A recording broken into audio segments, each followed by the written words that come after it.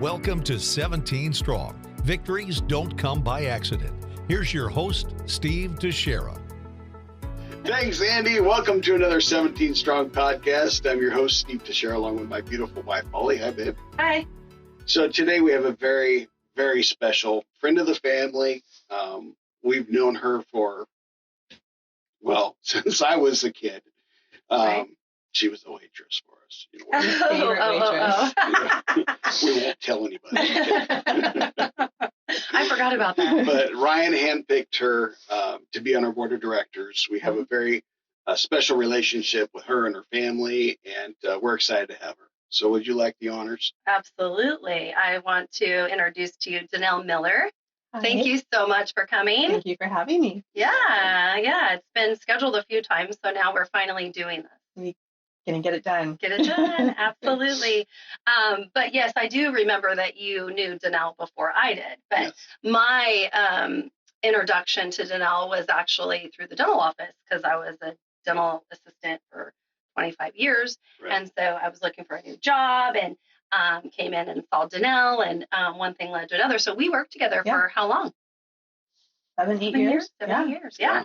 So that was super cool because I got to see her day in, day out, whether you love it or you hate it, right? You're like, you really get to know somebody. So even when the guy in the creeper van would, show up. Yeah, I know. Who was that guy? I don't know. Super.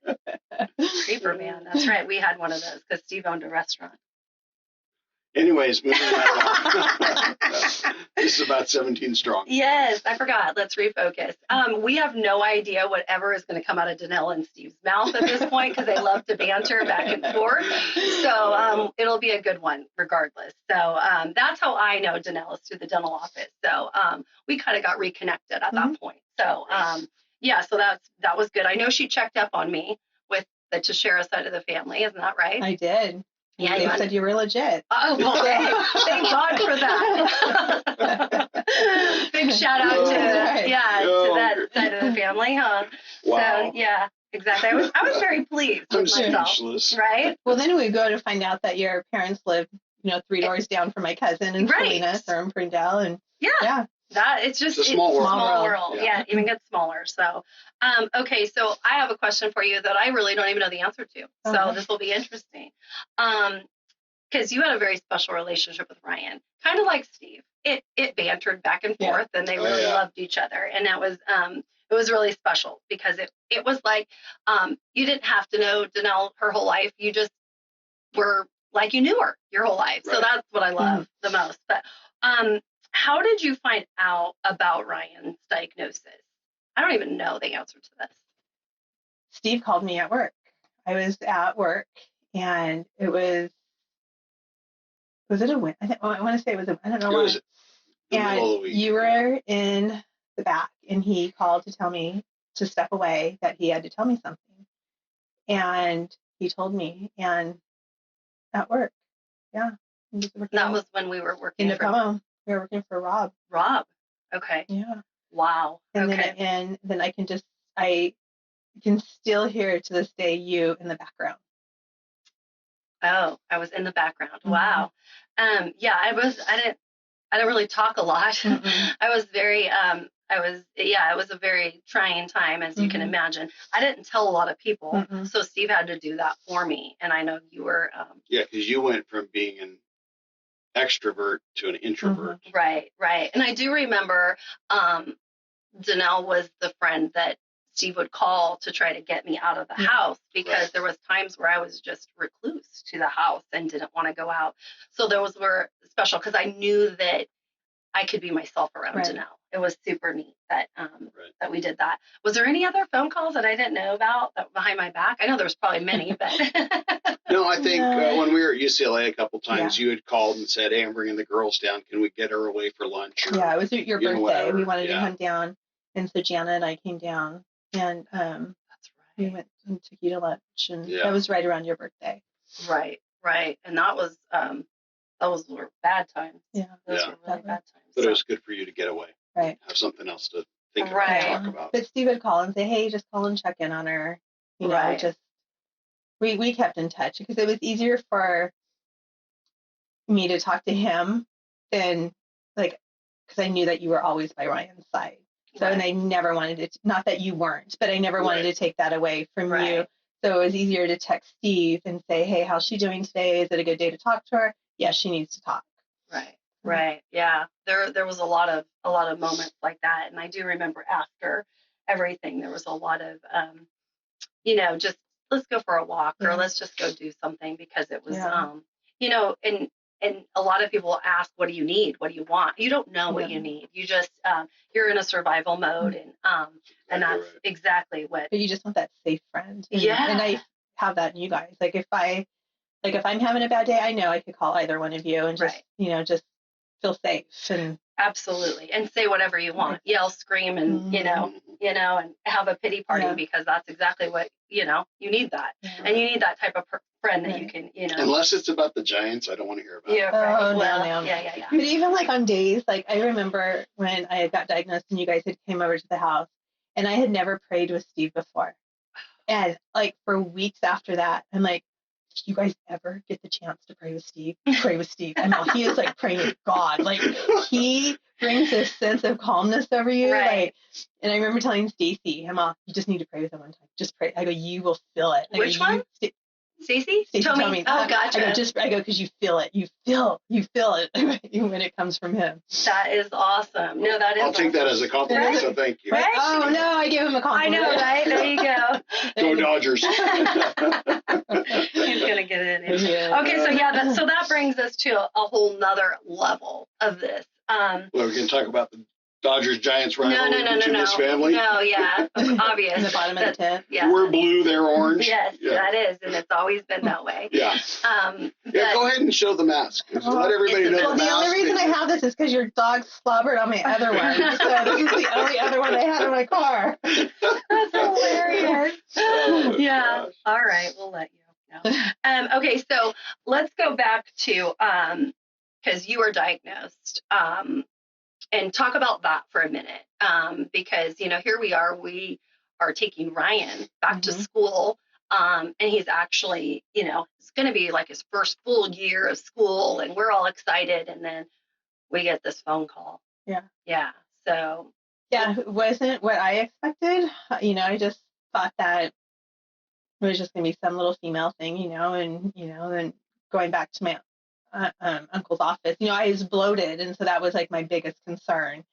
And so when we did the scan, he goes, I'll just look at it, and I'll call you later. And I'm okay. We didn't think it was anything, and so he called us back. It was actually my cousin Montisa and me, because John was out of town working, and told us, that it's this. And I mean, thank God for Montisa, because we got, she works for Dignity. Right.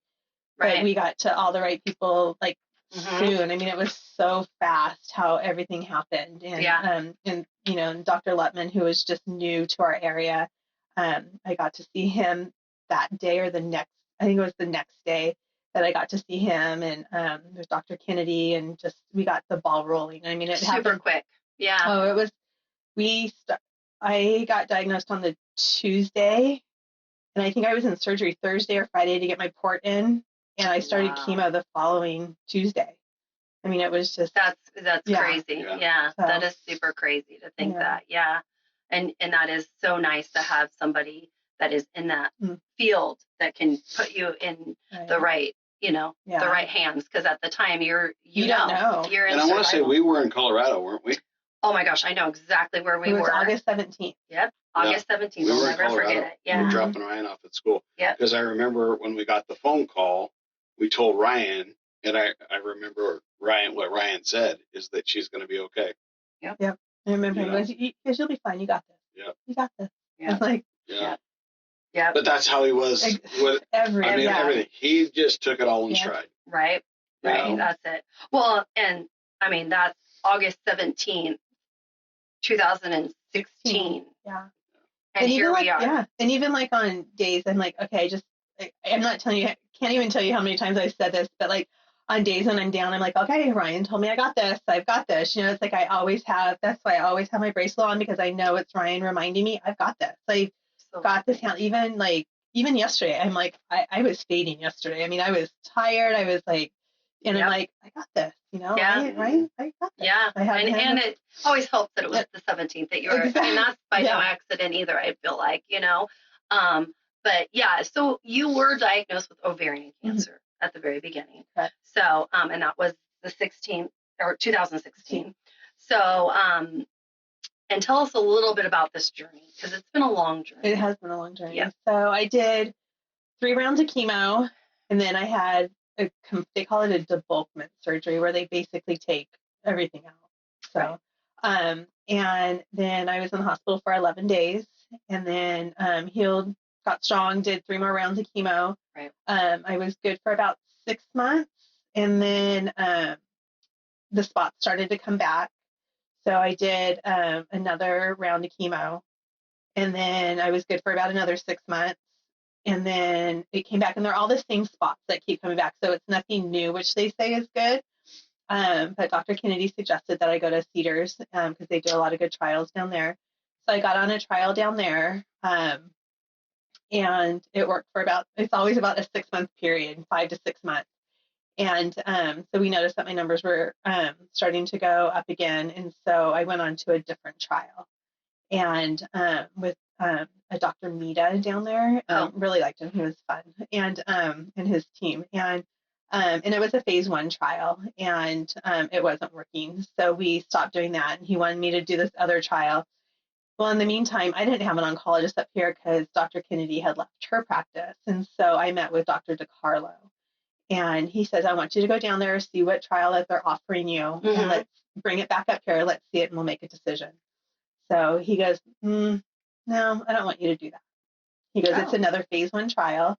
He goes, "There's only 11 people in the U.S. going to be on it." He goes, "Let's do something we know that's going to work." And I'm all, "Why not? Why not?" He goes, "We don't know if this is going to work." He goes, "We need something to work." Right. So I followed his direction, went with him, and I've been with him for almost a year now. And amazing. Oh, yeah. Amazing. Yeah. I just love his whole team. His whole team. Yeah. They are great friends of 17 Strong. Yeah. For those of you that haven't got the chance to watch that podcast with Dr. DiCarlo, it's a must. Yeah. Absolutely. And Mary, his, because I used to be like, if I did, with Dr. Kennedy, like if I didn't get to see Dr. Kennedy, it would put me in complete anxiety mode. Or if like Lindsay, my chemo nurse, wasn't there, like it would just freak me out. And so, like, even if Dr. DiCarlo is not there and Mary's there, I'm just as comfortable. Sure. Right. Yeah, for sure. I just love that it comes through their pores that they love what they do so much. Right. Well, and I didn't even know all about both of them, being in New York and without listening, their to the background. podcast. Yeah. Isn't that cool? Oh. Super cool. But I love that. That's awesome. So you've been all around. You went to Cedar, you went to UCLA. So, and you feel very comfortable with where you're at right now. Very comfortable. Okay. But you had mentioned phase 1. So people that don't know what phase 1 is, I just explain a little bit, because it is very interesting. It is. So phase 1 trial is, and I might even be saying this incorrectly, but a phase 1 trial is basically like it's just getting started. Like they don't even really have that much data on it. Like it's maybe even tried on the lab rats. I don't know. But and then phase 2 goes to where it's tried on more people and they get more results and they see it's working. And then a phase 3 or phase 4 is that the drug has a name now. So like when I was doing my first trial down there, I think it was carboplatin and another one. And then I finished up with Keytruda, which Keytruda has a name for it, but Keytruda wasn't for ovarian cancer. It's more, I believe, for like a lung cancer type spectrum. So they didn't know if it was going to work on ovarian cancer. So it was a trial for ovarian cancer, which it worked on some people, but it didn't work for me. Right. So absolutely. Yeah. That's so interesting about the phase 1s, and it goes all the way up to phase 4. That's what we know of. Yeah. Okay. And at phase 3 or 4 is where it gets its name. So isn't that interesting? Yeah. It's very interesting. And when you were on the trial, how many people were on that trial? That you know? Oh, I have that were down there. We're not even like together. Like it could be, and it's not everybody. Like everyone who's on the trial is at Cedars. It could be some are like in New York, some are They're throughout the United States. They're just all following the same protocol. Yeah, that's interesting. I think that's very cool. But it's different when you're down at Cedars too, because you walk in Like you have, they park your car for you. It's like valet parking. Right. And you go in and it's like, they're like, you're in a line and you're going in, you're just in a big room with a bunch of people. And their treatment room is all individual rooms. And it's not like here where it's an open bay. Yeah. So it's just different. That is interesting. And you feel, and when you're down there, I felt like a number. Like I didn't get the same nurse every time. I saw my same doctor and my same nurse, but like my chemo or infusion nurse was always different. So that was always unsettling for me because you get to know those people. The same person. Like absolutely. But they're dealing with thousands of people. For sure. And so they don't have time to make those relationships. Whereas here, you're on hundreds maybe, and you have more of a chance to make those relationships. Exactly. Yeah. And that's so important in the healing of people. Oh, for sure. To have a relationship. You don't want to be that number, No. Yeah. And even like true. at Mission Hope, when I was at Mission Hope, I became really good friends with Lindsay, who was my chemo nurse every time. And she was just, I went to her wedding. She invited me to her wedding. I mean, that's how close that. She's amazing. She's just adorable, you know, and to listen to her story and how she got to where she is today. I mean, she's amazing, and now she's the head nurse or, oncology nurse at Roy Granby now. Yeah. And that's a brand new facility. They kind of just put her in charge of it, which is awesome. She's just. That's so good. So cool. I love that. And then now that you're at UCLA, because that's in San Luis Obispo, and so you don't have to drive to UCLA all the time. So that's awesome. And do you have the same infusion nurse? There's a group of them, but they're always the same 4 or 5. And and like you said, it's an open bay, so you can kind of. And there's not a lot of people in there because you can't have visitors come with you. Oh, that's right. So you're in there by yourself. So whoever you have that day, they're pretty good about talking to you. Keeping you entertained. Yeah, exactly. How has COVID affected you and your treatment? Yeah. Well, I'm by myself, and that completely sucks because you're in there. My treatments so my cycle is a 3-week cycle. So the first day I'm in there, I'm usually in there for about 2.5 to 3 hours. So I'm by myself, and it's like there's nobody really beside you to talk to because they have the partitions up. So, and then the next time I'm about an hour and a half. So I'm, checking up on Facebook or, playing games on your phone do you have to wear a mask? And they require you. They don't require you to go in, but once you're in there sitting, you're really not around anybody. You're kind of in your own cubicle. So. And I know there's big, huge windows there too. So that's big, huge windows. Yeah. Nice. So I'll let my mask hang and then, just to get fresh air. Yeah. Yeah. And so you think that that's really the only thing that's changed and that's a huge thing is being by yourself. Yeah. And when I go in to see the doctors, John can't go in with me, nobody. And I'm used to having Jana or John with me because Jana always, had gone with me to Cedars and stuff. So it was always nice to have. That was our weekly date or, whatever. What's your support group? Yeah. So when you're in there by yourself, it's just like, oh my God, this really sucks. I'm doing this by myself. Yeah. And so it's almost like you're out of sight, out of mind, kind of. Mm-hmm. Like when John would go with me, not that he's not sympathetic to me, but like he was a little bit more sympathetic, like when he would be there and hear it. Yeah. So it's like he just drops me off at the front door because he can't come in and, hey, I'll see you in 2 hours or 3 hours. Yeah. He picks me up and we go home. Yeah, that is so weird. So weird. We've heard that from a lot of people. Yeah. But in the same token, we get it because your immunity is so fragile right now. Right. 100%. 100%. And so coming down with something like COVID. Oh, yeah. Well, and that was interesting because when it first came about, I was home. I didn't go anywhere. Right. And then I started going stir crazy. And so then they were starting to open things up every once in a while. It was starting to open things up. And I asked Dr. DeCarlo, I said, okay, what can I do? I'm well, where can I go? What can I do? And he goes, well, what do you want to do? I'm well, I want to go to the grocery store. I want to pick out my own meat. I want to pick out my own vegetables. And he goes, you go to the grocery store? He goes, just wear a mask.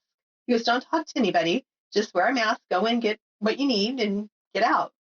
And I'm like, oh, I can do that. Wow, good. Yeah. And then, like 3 weeks later when I see him, can I go back to work? Because I'm really going stir crazy, And he goes, tell me about work, like how you set up. I go, I have plexiglass around me, I'll wear a mask. He goes, yeah. He goes, you're good. He goes, as long as you have plexiglass, you don't have direct contact with patients.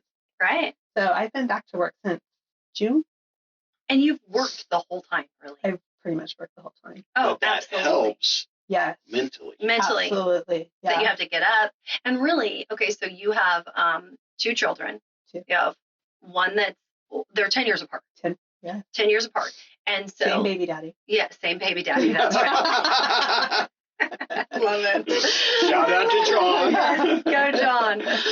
But the only reason I bring this up is just because Leah just got her driver's license. Yes. So you literally had to get up, take her to school, go do your things, go to work. And I think that's remarkable because that's what keeps you going. It does. One foot right in front of the other. Absolutely. I mean, if I honestly can say, like, if it wasn't for them, or like even though I have 2 grandbabies too, but even with the boys, like even when they come over, it's like you would sit straight up. It's like you don't, not that you don't want to show them a sign of weakness, but I'll never forget my dad coming over one day, and it was on a Friday, and I wasn't feeling good. I had probably had treatment that Tuesday, and my dad had Fridays off, so he would come over, and I was laying on the couch, and I had my blanket, and I was so cozy, and he knocked at the door, and I hear him, and I'm like, oh, I have to sit up. Like, I have to, because I can't let him see me not feeling good, And so, hey, what are you doing? And I'm like, oh, I'm just watching TV, And it was like, and the sad thing is, like, I couldn't wait for him to leave so I could just go, I'm tired. Yeah. I just want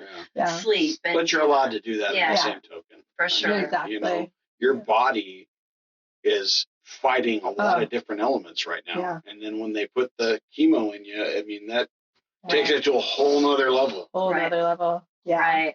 But yeah, thank God for my kids and the grandkids. I mean, because that's definitely. Absolutely. It gives you have to get up in the morning and get going and, whatever that looks like. And I'm like you. It's like, I don't want to miss my kids anything. No. Like anything. And it's like, and I had to miss one of Leah's, I had to miss her first varsity basketball game. I was down in Cedars having treatment, and I was so bummed.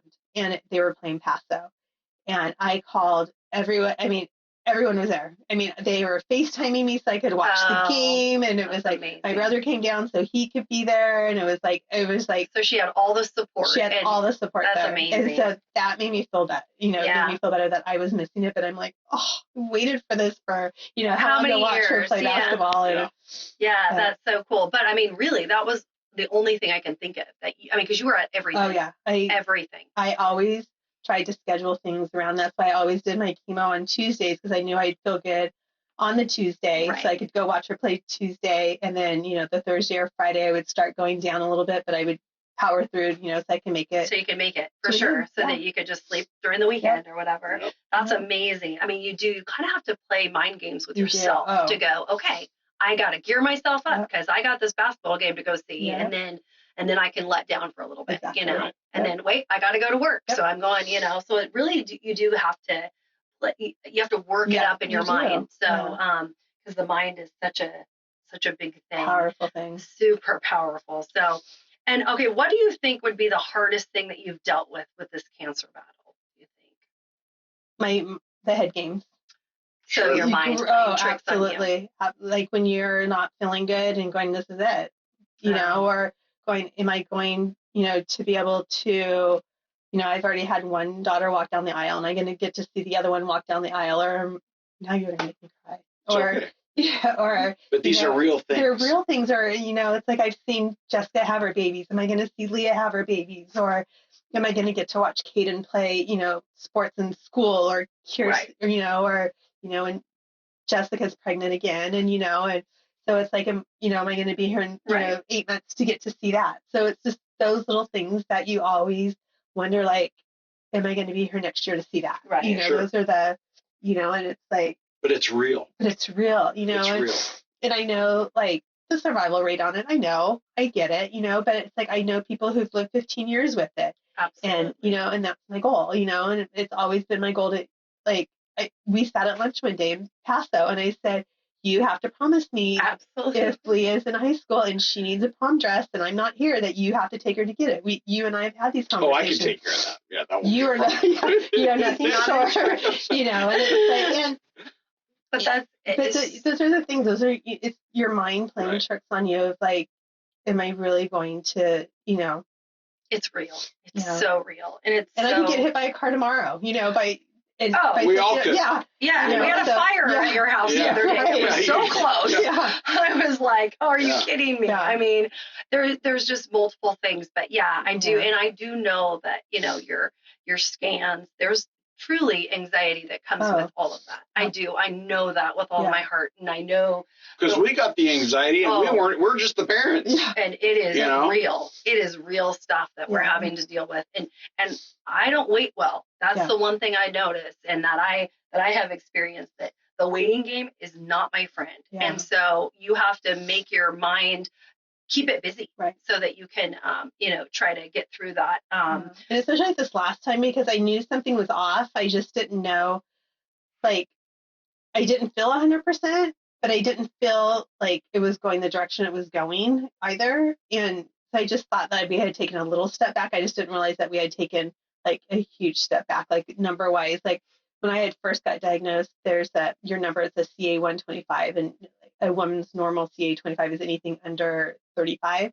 So when I got diagnosed the first time, it was 580 something, and we got it all the way back down to 6. So what's normal? Anything under 35. Oh, anything under 35. Under 35. So Dr. DiCarlo, he must know that I freak out.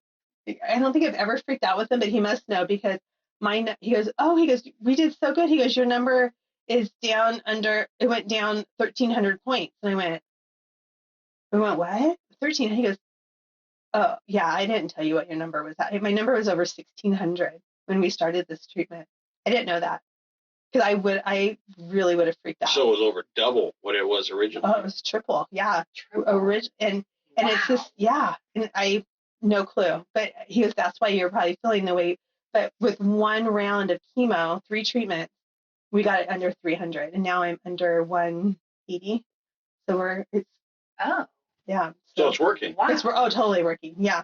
You know that it's working. Oh, yeah. He called me after our last scan. He was like ecstatic because of how much the tumor had shrunk down. He goes, I've never seen this result before. Like, I'm like so excited that I had to call and tell you. Like, isn't that amazing? I love that. And it's about still, him. Even to this day, the same spot. Same spot. Yeah. And that's the best news. Yeah, it is. Yeah. But I think a lot of people, Daniell's very well known in this community, and I think a lot of people have this misconception about this. So do you mind talking about it? Okay, so it's this spot on the liver that keeps coming back, and it's not on the liver. It's actually on the lining. It's on the lining on the liver. So I don't even know what that sac is called. There's a sac, I guess, around your liver, and that's what it's on. So it's not protruded like into the liver at all, which is a good thing. It is a good thing, but it also eliminates that a lot of people. So liver transplant is off the table because it's not on the liver. Yep. And then also you could cut your liver and live with your liver will regenerate. Right, but that's not an option either because it's not on the liver. So I've had to say this to a couple of people, like that is not the issue. The issue is on the lining of it. So anyway, I just wanted to make that clarification. Yeah, and even when we were at Cedars the last time, I asked Dr. Ani, she was another one of the doctors, I'm like, why can't you just go in there and zap it? And I go, because when she went to find it, she couldn't even find it on the scan to show us how, because it was so small. Right. And I'm like, why can't you just, if it's so small, why can't we zap it? And she goes, I don't know, why can't we? She goes, let's go get the radiologist. It's such a small area. She goes, radiologist said we probably could do that. But that's never been really on the table either. No. But it was, you talk, you advocating for yourself and saying, hey. And you have to be. You do. You have to be. Absolutely. Yeah. Absolutely. There's so many things that you have to, and that's the hard thing about not having somebody with you, because sometimes once you hear one thing, your mind shuts off. Right. And that's all you hear. Right. And you can't get past the other sentences that he has said. Right. And I feel like and we did talk to DiCarlo about this, and during the whole COVID thing, he definitely, when he's giving results to people, he does want those other set of ears, eyes and ears in the room. So he's allowed people to go in because it's important that you do have that. Yeah. Just somebody advocating for you, for sure. Okay. So, what? Do you have any other things that you? Go ahead. Okay. Okay. So if somebody was getting diagnosed right now, what advice would you give them just through the journey that you've gone through and everything, what advice would you give them? I would definitely tell them to keep your head on straight and to keep your positive attitude, because once you give up on that positive attitude, mindset is everything. But don't give up. Like, just don't give up. Like, you have so much to live for, and once you find your team and your group, your support group, you're fine. You're gonna be okay. You got this. Yeah. Like, and you know who your people are. You know who your people are, and you definitely know who your people aren't. Right. That's the truth. Yeah. So have you felt like during this whole journey that it puts everything in perspective, mm-hmm. and you do find that there's friends that maybe aren't real friends, or there's friends that are mm-hmm. really good friends that you may not have realized, wow, they're there. Because I always say to Steve, it's always the least likely person you expect, because you expect your family and your close friends, but then there's these random people that come into your world and you're like, wow, I'm shocked by that. Well, and we just had a friend, she got diagnosed last year with breast cancer, and she freaked out. And of course, I mean, why wouldn't you? Absolutely. And she goes, but I've watched you. She goes, and she's like, I could do this. She goes, I've watched you. And she's, I've watched how strong you've been. And she goes, and then after, she goes, oh God, she goes, how did you do this? I said, you do it. You have babies, you do it. Right. Because that's who you're going to live for. That's you're right. living for your kids. Absolutely. And, so you just, she's just watching you be strong. She's like, I'm not strong like you. And I don't even consider myself I was strong. I was just doing it because I wanted it done. Absolutely. Let's do it and get it done. And you're walking it out, right? You're walking this out because that's what you need to do to get through it. And and it is almost in a survival type of way that I got to do what I got to do. And it's super interesting. Also, I remember you were telling me, this might have been early on, somebody gave you advice, and I want to say it was back when you were at what was it, Dignity maybe? And somebody told you the best advice or the best thing that you could do is to soak yourself into something that you are passionate about. Do you remember this? I do remember that. Okay, so tell us about that. Okay, so I know exactly what conversation you're talking about. I was getting pulled to help out another nonprofit, and it wasn't one that I was real passionate about. I mean, without saying what it is, but it was just not my cup of tea. Sure. And so I remember talking to one of the navigators about it, and she goes, you have to do what you feel passionate about. She goes, just because you have this type of cancer does not mean that you have to advocate for it, does not mean that you have to go join every nonprofit for it. You have to do where your heart is. Exactly. And I'm like, it was like a weight off my shoulders, like, okay, good. Absolutely. I don't have to do that if I don't want to. And that's where I'm just like, it's all 17 strong. That's where I'm going to go, know? And she even went as far, I thought, to say, like, the best success rates are to pour yourself into something that you're passionate and that you love. Yes. And, and that's what I was I'll never forget that because I really felt like, and I had that conversation with her in the grocery store. That's what I thought. Yes. Was that? Yeah, it was at the grocery store. Yeah. How funny. Yeah, and I'm like, oh, that makes so much sense. Like, pour your heart into something that you feel passionate about, and that you don't look back. Yeah, don't get so caught up in what you have or what you had that you lose sight of what's in front of you. Right, which is super big, which is super amazing. So, do you mind telling us like your relationship with Ryan and how everything? What was your thoughts and feelings of when he first got diagnosed, and just talk a little bit about your relationship with him, and obviously how you felt when everything happened. We had a funny relationship because he was such a jokester. Oh, totally. And so it was kind of like Steve and I, we could banter back and forth, give it, a bad time to each other. And I mean, we just had a funny relationship, like a funny meaning like humorous. Right. We could joke with each other. And if he said something crude, like I'm not taking offense to it and back at it. Very quick-witted, both of you. But yeah, you know, and especially like when Holly's favorite thing is, you know, we'd get the Playboy magazine or Playgirl The Office, and you know, you slip it to Ryan. That was so funny. So funny. You know, and you know, things like that. But great, that's on camera. I know, but that was real. That was so funny. That was It was so funny. But his smile was so. He was such an inspiration. Like just to watch him like play sports and like to watch him just grow into a young man and you know because he's probably 11.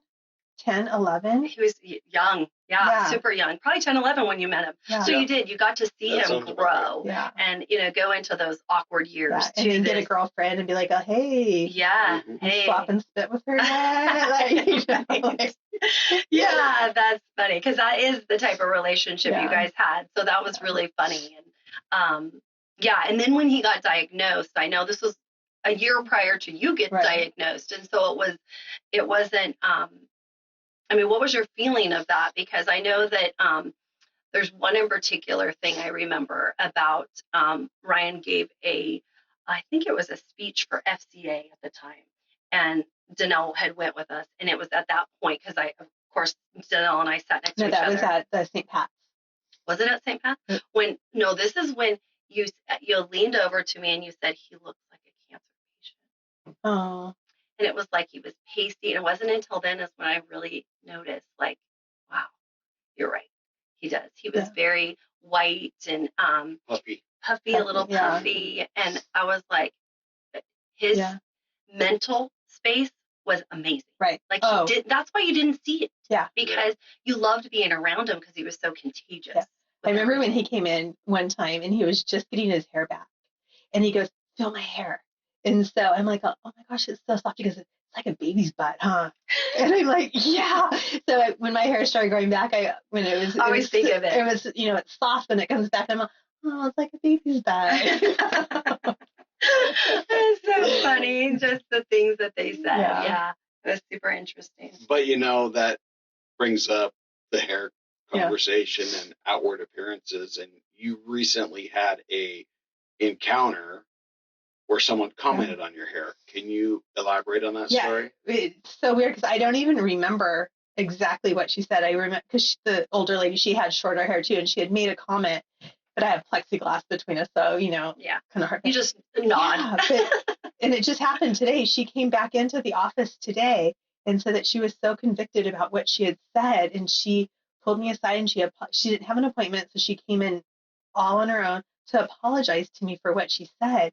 And I had to think back, like, gosh, what did you say? That was like, because I don't take offense. I'm bald. Like, I have no hair. I have no eyelashes. I have no eyebrows. Well, I have eyebrows, but I put them on myself. But you know, it's like but I don't take offense to it. I just, I roll with it, you know, but I'm like, gosh, you know, like it. But she was felt so bad. Bad about it. And you're thinking, all I wanted to do was hug her. And I'm like, I can't even hug you. I'm like, you know, tapping her shoulders. Like, it's okay. Don't worry about it. But, you know, for somebody to come back, you know, 2 days later and say something, you know, I'm like, gosh, I wish I could remember. That makes a huge statement, I believe, just because it could have been devastating to you, whatever that was, but it wasn't. Yeah. You know, you took it with a grain of salt. If it was somebody else, that could have been. Exactly. Right, it could have been, right. So could have been. So we do have another Victor Trip recipient who I had told you the story off of camera, but I thought that it's so relevant, though, is this one girl, she's kind of exactly like Daniell. Her hair is just coming in, and she was feeling really good about herself, and she went for a walk. And she doesn't live here in town. So she went for a walk, and some random person driving by rolls their window down intentionally, yells out the window, "Dyke!" And she was so hurt and so devastated by that, could not even get home, just bawled. Like, how does that person, they do not know what you've gone through. And for them to shout something like that, that was scarring to her. So, and she's 19, 20 years old. Yeah. So, I mean, it is. And words can never be taken back. No. Once you put it out there, it's done. You know, and I find it mostly like like we had a gentleman come in and he goes, "Oh, did you have breast cancer?" Just as a matter of fact, is that Like no big deal. And I'm like, "Oh, no, I didn't." And it's like, and he goes, "Oh," and he wants me to elaborate, but I'm like, I'm not going to elaborate with, like, yeah. Sometimes it's very, if you don't have anything nice to say, don't say anything at all. Yeah, right. That's right. So many people I wish I could say. And that's what we've become as a society. Everybody feels free to speak their mind. Right. And really that's wrong. Right. Because we have to think before we talk. Yeah. Because we don't know what that other person's going through. Right. And we don't know. There's countless stories that we've heard from people that were on their way home to commit suicide. Yep. Okay. But somebody stopped, gave them a hug, said, "I love you," or they bought them a cup of coffee or something. And just in that moment, they felt loved so that they changed what they were going to go home and do. Right. And it's so important. Yeah. It's so important. And I respect that lady for coming back and apologizing. Absolutely. Because she'll never be the same. She'll always think about it. But, we cannot judge a book by the cover. Absolutely. Because we don't know what's going on with that person. Exactly. And I think the thing that I don't like most about like my appearance right now is that my hair is gray. Like, I mean, seriously, like, they have to be gray. Like, I'm not even 50 yet. They make coloring for that. I know, thank God. Yeah, open the salon. Yes.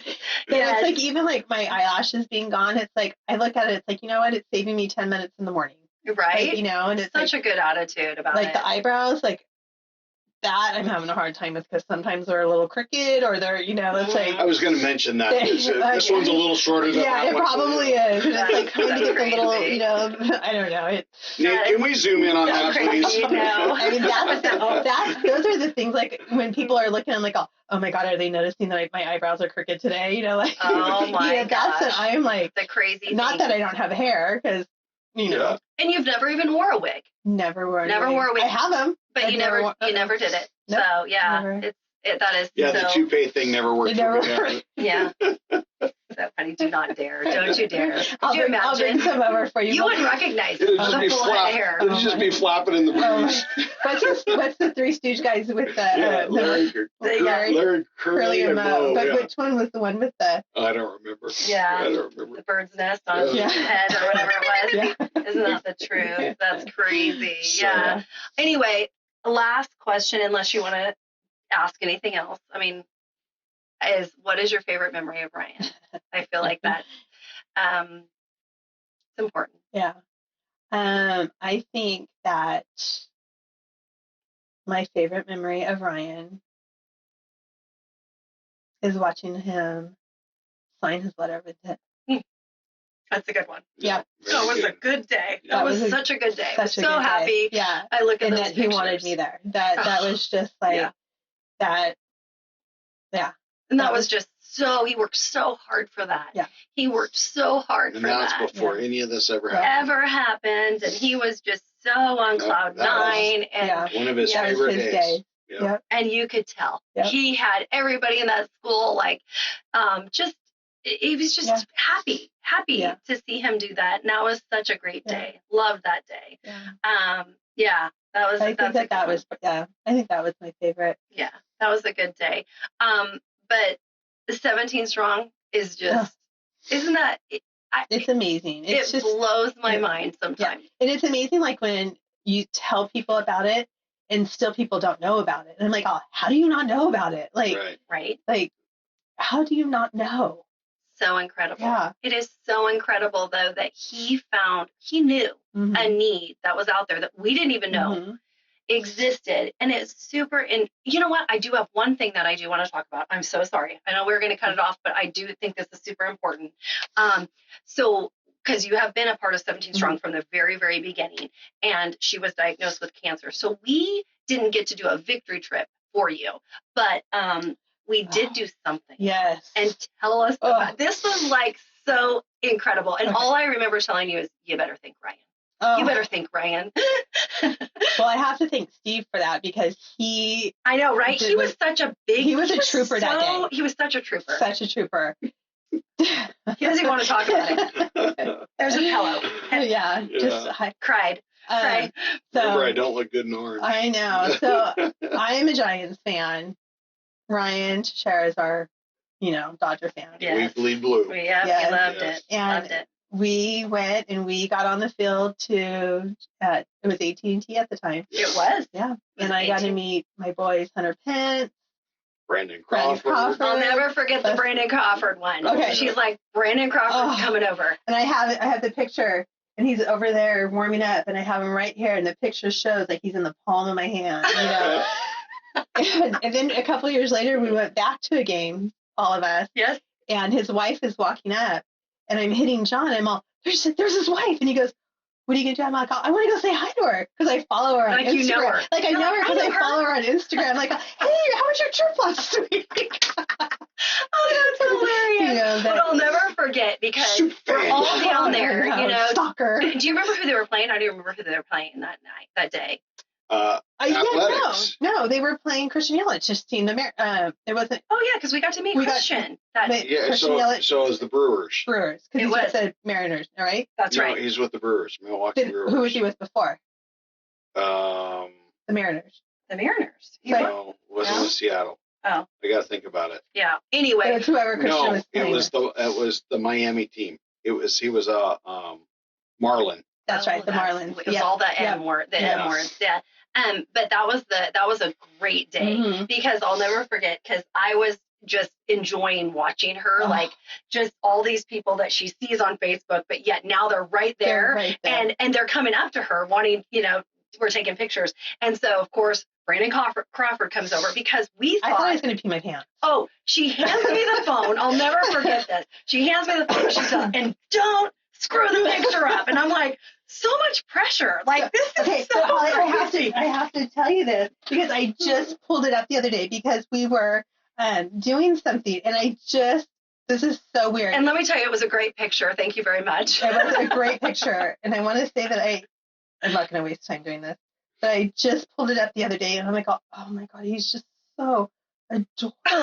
Like, it was her screensaver. Right here. See, there he is. There he is. I'm telling you. They probably can't see that on camera. No. Is it true that you have fat heads of him all over your bedroom? Yeah, no.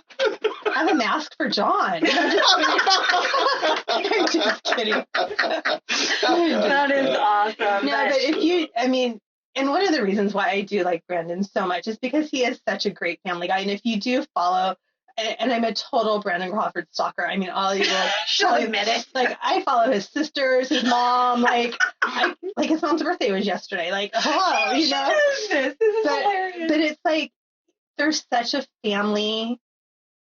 They're all about family, and I do love that. One of Ryan's nurses at UCLA Santa Monica was his cousin. Right. And I think we tried to tell him that. And he's like, I don't know her. Yeah. He was like, I don't know, just stand there for a picture and look really good. Yeah. But even like when we got to tour the stadium that day, it's so amazing to see like what's underground. Yeah. And we did. We had to go underground to go up to the field. Do you remember that? Yeah. It was like the batting cages. It's like, turns out that you're sitting under the batting cages right now, People don't realize. That was really a great trip for us to do and able to experience. But thank you, Ryan, for that because just how does that line up? It's just incredible. So it's a God wink moment, as we call it. It really is. But I just want to thank you just for being here, one, and also just being the good friend that you are to me and to my family and